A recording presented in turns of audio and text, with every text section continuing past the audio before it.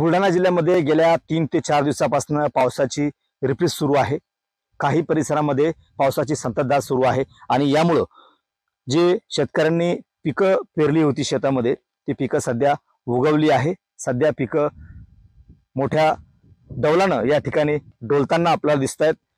मागील महिन्यामध्ये म्हणजे मे महिन्यामध्ये अवकाळी पाऊस झाला होता, मान्सूनपूर्व पाऊस झाला होता। त्यामुळे पाऊस या ठिकाणी मोठ्या प्रमाणावर झाल्यामुळे काही ठिकाणी पूर परिस्थिती निर्माण झाली होती। तर मे महिन्याच्या नंतर ज्यावेळेला पावसाळा सुरू झाला त्यावेळेला काही प्रमाणामध्ये पावसाचा खंडही पडला होता। त्यामुळे शेतकऱ्यांना मोठ्या अडचणीचा सामना करावा लागला होता। काही शेतकऱ्यांची पेरणी उलटली होती, दुबार तिबार पेरणी शेतकऱ्यांना या ठिकाणी करावी लागली।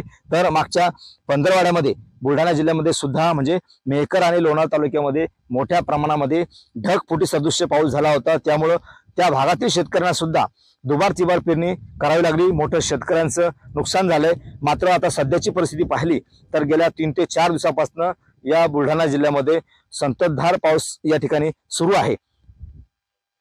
जिल्ह्यातील प्रकल्पांची परिस्थिती पाहिली तर प्रकल्पामध्ये सुद्धा साठा जो आहे तो वाढल्याचा आपल्याला दिसतंय। मात्र पिकाची परिस्थिती, कारण की हा पाऊस जो आहे तो पिकांना या ठिकाणी पोषक असल्याचं आपल्याला दिसतंय। त्यामुळे पिकं जे आहेत ते मोठ्या आनंदाने डोलताना या ठिकाणी दिसतात। शेतकऱ्यांमध्ये सुद्धा या ठिकाणी आनंदाचं वातावरण आपल्याला पाहायला मिळते। एकंदरीत पाहिलं तर सध्या पावसाची रिपरिप या ठिकाणी सुरू आहे आणि हा जो पाऊस जो आहे तो पाऊस सध्या जी शेतकऱ्यांनी पिकं पेरलेली त्या पिकांना या ठिकाणी पोषक असल्यामुळे शेतकरी वर्गात आनंदाचं वातावरण आपल्याला पाहायला मिळते।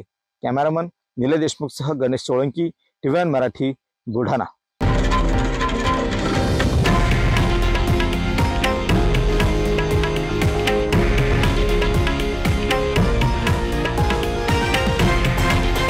हे आहे देशातील नंबर 1 न्यूज नेटवर्क आणि आपण पाहत आहात TV9 मराठी, एकमेव।